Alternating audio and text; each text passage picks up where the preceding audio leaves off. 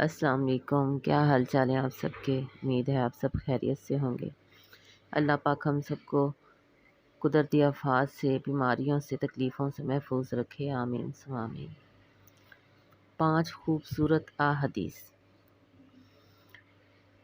جو شخص ہر وقت باوضو رہے گا اس پر جادو کا اثر نہیں ہوتا۔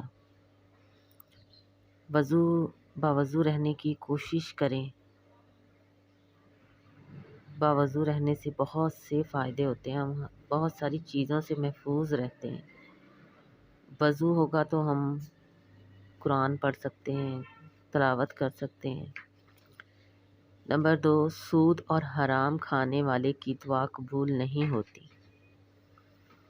یعنی کہ سود، سب کو پتہ ہے کہ سود کیا ہے۔ اگر کوئی ہم سے قرض لے اور ہم اس کو قرض یہ کہہ کے دیں کہ ہمیں اس پر اتنا یا 10% ہمیں اس پر ایکسٹرا چاہیے، تو وہ سود ہے۔ اور سود لینے والا اور سود دینے والا دونوں ہی حرام کھانے والے ہوتے ہیں، تو ان کی دعا قبول نہیں ہوتی۔ نمبر 3، جس نے اپنی نمازوں کی فکر چھوڑ دی، اللہ نے آس کی فکر چھوڑ دی۔ تو آپ سوچئے نماز کتنی ضروری ہے ہماری زندگیوں میں۔ نماز پہ جو پڑھنے لگ جاتا ہے 5 وقت کی، ایک پڑھتا ہے، پھر 2، پھر 3، پھر اس طرح ہمیں عادت ہو جاتی ہے۔ اور جو شخص نماز پڑھتا ہے اور اگر کسی وجہ سے اس کی ایک آدھ نماز چھوٹ جاتی ہے تو یقین کریں اس کو سکون نہیں ملتا، کیونکہ اس کو عادت ہو چکی ہوتی ہے نماز کی۔ اس کو بے چینی ہوتی ہے کہ اس کی کوئی چیز رہ گئی، کوئی قیمتی کام ایسا جو اس سے کرنا تھا وہ رہ گیا۔ تو نماز کی فکر مت چھوڑیں، نماز پڑھیں۔ اس کی فکر چھوڑنے والے کی بھی دعا قبول نہیں ہوتی۔ اور جب ہم مریں گے تو اللہ تعالیٰ کا پہلا سوال ہماری نماز اور قرآن کے بارے میں ہی ہوگا۔ تو اس پر عمل کرنے کے لیے دعا کیا کریں کہ اللہ پاک ہمیں اس راستے چلائے، یعنی کہ اس راستے پر لگائے۔ نمبر 4، ہر فرض نماز کے بعد آیت الکرسی پڑھنے والے اور جنت کے درمیان صرف موت ہے۔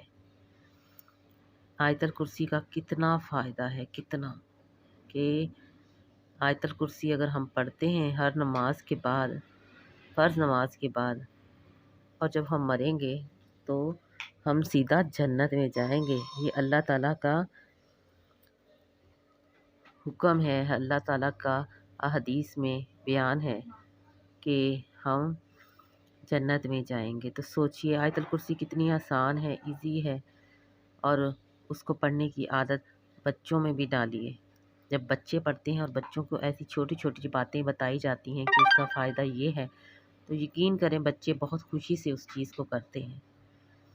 اللہ اس شخص کو آباد رکھتا ہے جو کسی کے لیے فائدہ، یعنی کہ اس کے تکلیف مصیبت میں اس کا آسانی کے لیے ذریعہ بنتا ہے۔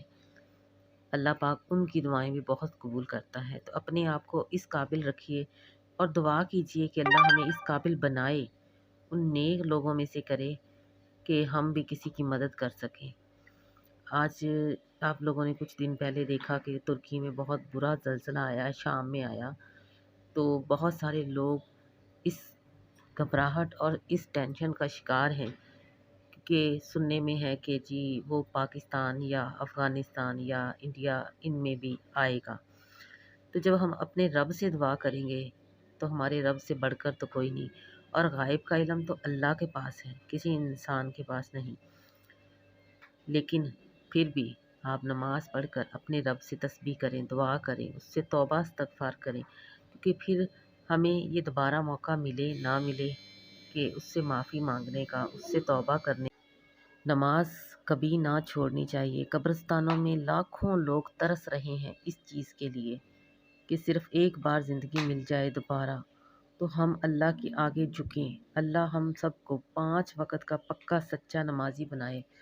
تو یہ چھوٹی سی بات مجھے یاد آئی کہ آپ سے شیئر کروں کہ سنتے تھے کہ لوگ قبروں میں بھی ترس رہے ہوں گے، کیونکہ وہ کہتے ہیں کہ قبر کا حال تو مردہ ہی جانتا ہے۔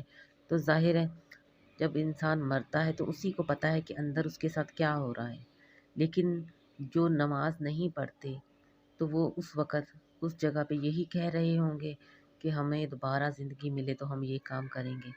تو اللہ سے دعا کیجئے ہمیں بھی نماز پڑھنے والا بنائے، استغفار کرنے والا، آیت الکرسی کی تلاوت کرنے والا۔ اللہ پاک ہمیں قدرتی آفات سے محفوظ رکھے، اپنے حفظ و امان میں رکھے۔ میری ویڈیو اچھی لگے ہو لائک سبسکرائب کیجئے، دعا میں یاد رکھیے۔ اپنی نیکسٹ ویڈیو میں دوبارہ حاضر ہوں گی۔ اللہ حافظ۔